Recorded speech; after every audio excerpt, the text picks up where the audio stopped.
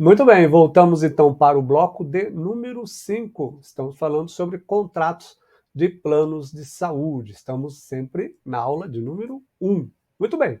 Vamos então aqui agora, uma outra questão importante é a cobertura contratual de plano de saúde.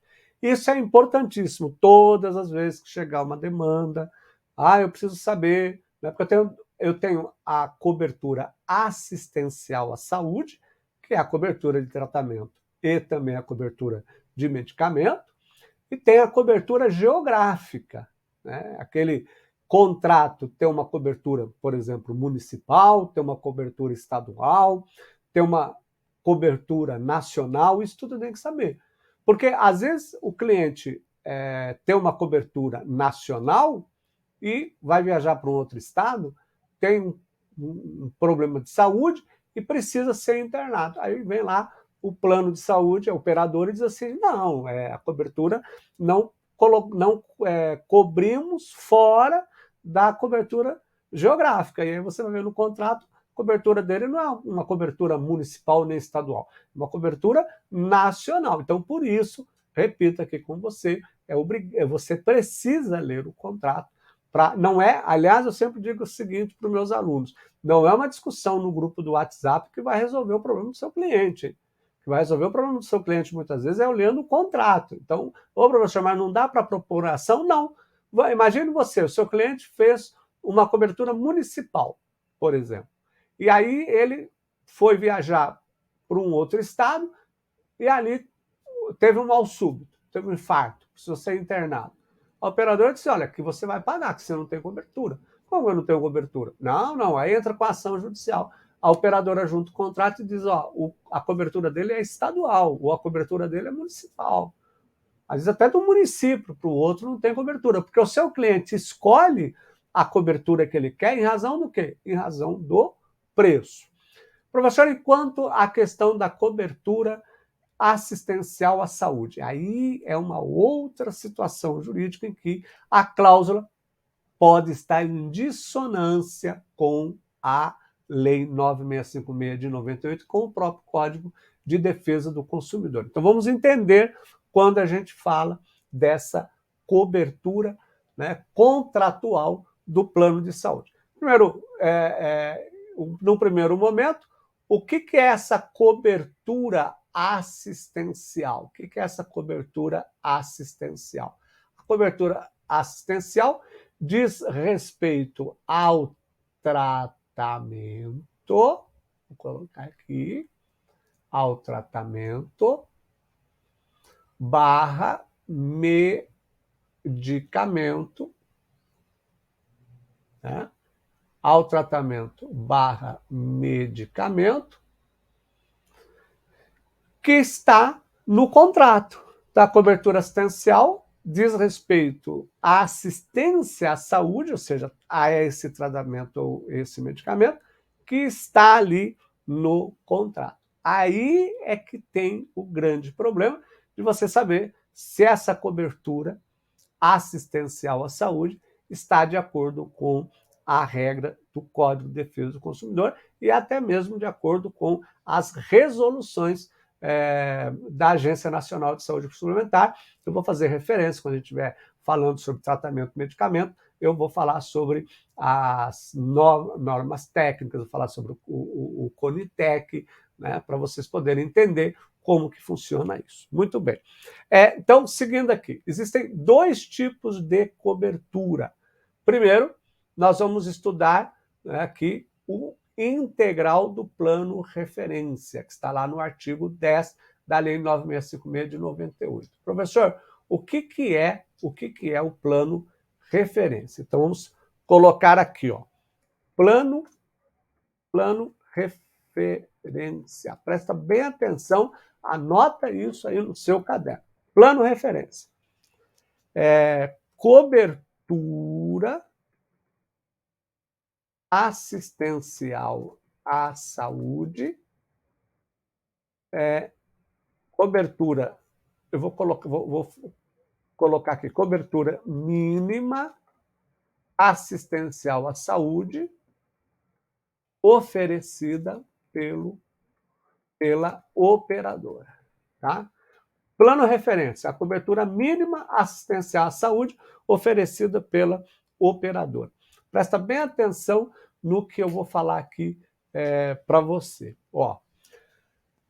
Para não ficar instável, porque precisa ter uma proteção, o consumidor precisa ter uma proteção nessa relação de consumo, principalmente no que diz respeito à operadora de plano de saúde. Aliás, dentro da área do direito médico e da saúde, as ações que mais surgem são as ações de planos de saúde, principalmente em época de crise econômica, em época de pandemia, em época de endemia, enfim. Então, a gente tem ali, né, uma série de situações, aumento abusivo de plano de saúde, negativa de tratamento.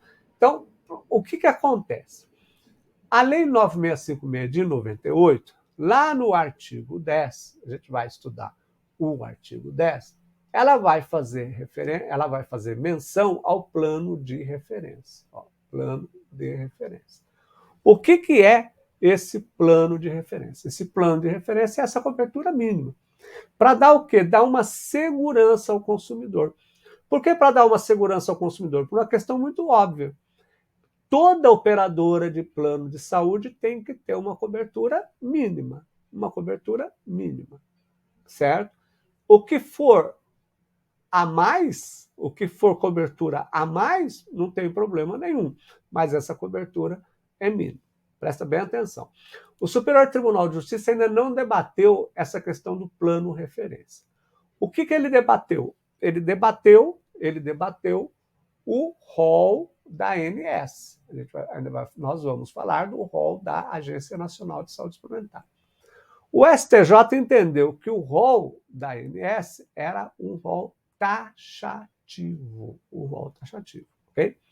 Mas em 2022, na saída do antigo presidente, houve uma modificação no artigo 1º da Lei 9656 de 98, dizendo que a operadora de planos de saúde era obrigada a cobrir a doença, né, tratamento das pessoas de acordo com a prescrição do médico, não importando se estivesse no rol ou não. Tá? A gente vai falar sobre isso quando a gente vai falando sobre medicamento e tratamento. Então, se não importa se ela está no rol da ANS. O importante é que esse medicamento aqui, vamos colocar aqui, a importância é que esse medicamento, vou por aqui, esse medicamento tem que ter reconhecimento científico. Tá? Científico. Ele tem que ter reconhecimento científico. Ok? Obrigatoriamente ele precisa ter reconhecimento científico. Não importa se ele está no rol da ANS ou no rol da Anvisa, na verdade o medicamento é registrado na Anvisa, tá certo? O medicamento é registrado na Anvisa, vocês não podem esquecer disso. Todo medicamento que é comercializado, ele vai ser registrado na Anvisa, na Agência Nacional de Vigilância Sanitária. Depois ele vai para o rol da Agência Nacional, da ANS, Agência Nacional de Saúde Suplementar. Só vou abrir aqui um parágrafo, tá, para vocês entenderem, mas não é o foco da nossa aula, só para vocês entenderem. Eu vou colocar aqui o seguinte, presta atenção. Vou colocar aqui o seguinte para vocês entenderem. Então, eu tenho aqui, tá, a ANS, eu vou colocar a Anvisa primeiro, que é a Agência Nacional de Saúde Suplementar. Então, os medicamentos são registrados na Anvisa. Tá? Os medicamentos são registrados na Anvisa. Depois que eles forem registrados na Anvisa, ele vai para a ANS, tá? Então, a Agência Nacional de Saúde Suplementar. Então, eu tenho o quê? O rol, tá, de medicamentos para as operadoras de planos de saúde. Okay? O que se discute é o seguinte, ainda que esse medicamento não esteja no rol da ANS, Se ele tiver reconhecido, registrado, é porque ele está reconhecido cientificamente, então eu não preciso ter esse problema. Tá? Ele pode ser, sim, objeto de discussão judicial se a ANS disser que não. Tá? Se, não está no... se a operadora disser, não está no rol, não tem problema. Ele está reconhecido cientificamente, ele está registrado na Anvisa, tá. Então, sem problema. Muito bem. E agora você tem também o RENAME. Tá? O que é o RENAME? É a relação de medicamentos, relação nacional, né? Fala porque o nome, relação nacional de medicamentos, tá? Que é do SUS. É do SUS. Como a gente está falando de saúde, saúde suplementar, nós vamos falar sobre SUS. Vai ser um próximo assunto, um outro curso que eu vou falar, que eu vou lançar sobre medicamentos e tratamentos no SUS. Ok. Então, não vão confundir, gente, é isso que eu quero que vocês entendam. Não vão confundir a relação de medicamentos do SUS, que é o RENAME, tá? Que é o RENAME, vamos colocar aqui, né? Que é o RENAME, com a ANS, que é a Agência Nacional de Saúde Suplementar. Bom, professor, então nós só vamos trabalhar com a Anvisa e com a ANS, sim. Na saúde pública, nós trabalhamos também com a Anvisa e com o RENAME, mas é RENAME, não vão confundir. Tá? Então, a ANS é só para operadoras de planos de saúde? Sim, a ANS é só para as operadoras de planos de saúde, tá certo? Então, é só esse detalhe. Por quê? Porque o artigo 10 aqui da Lei 9656 de 98 vai trazer exatamente essa cobertura mínima assistencial à saúde. E aí eu trouxe aqui para vocês o artigo 10 da Lei 9656 de 98, diz assim, ó, é instituído o plano referência, deixa eu só dar uma apagadinha aqui, é instituído o plano referência, vou dar um destaque aqui, de assistência à saúde, com cobertura assistencial, médica, ambulatorial e hospitalar. Então, o que nós temos aqui? Nós temos uma assistência à saúde, primeira espécie, ambulatorial, segunda espécie, hospitalar. Tá? Mas eu quero dizer para vocês que a Lei 9656 de 98, além de tratar da assistência à saúde, assistencial à saúde, ambulatorial e hospitalar, ela não diz respeito só aos planos de saúde, ela diz respeito também às questões voltadas à odontologia, plano de saúde odontológico. Tá? Plano de saúde odontológico, então, professor, você vai explicar o plano de saúde odontológico? Gente, tudo que eu falei até agora aqui serve tanto para o plano de saúde assistencial, quanto para o plano de saúde odontológico assistencial. Ô, professor, o princípio é o mesmo? O princípio é o mesmo. Então, não vou dizer assim, ó, aqui aplica odontologia, aqui não. Não, por quê? Porque não existe isso. Tá? Ah, professor, se eu pegar um contrato de plano odontológico, as características são as mesmas, os conceitos são os mesmos. Ah, então, se eu tiver que entrar com uma ação judicial para uma obrigação de fazer, para cobertura de um tratamento odontológico, eu vou usar o mesmo princípio de um tratamento medicamentoso, de um tratamento assistencial à saúde? Sim, a mesma coisa, não tem diferença nenhuma. A regra é a mesma, a regra é a mesma, tá certo? Então, é bom.